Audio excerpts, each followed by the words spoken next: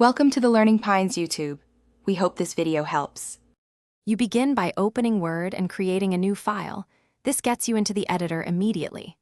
Once open, pick blank or a template to match your goal, and make sure to save to a known folder so you avoid data loss.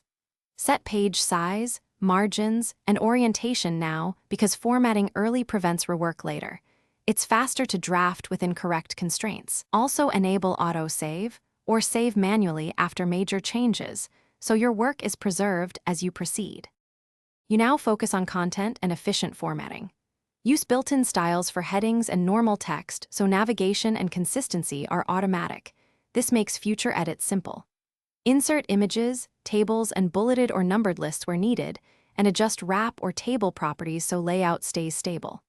Once done, run spelling and grammar, use find/replace for repeated edits, and add comments to mark changes. These steps speed up polishing and make the document ready for review.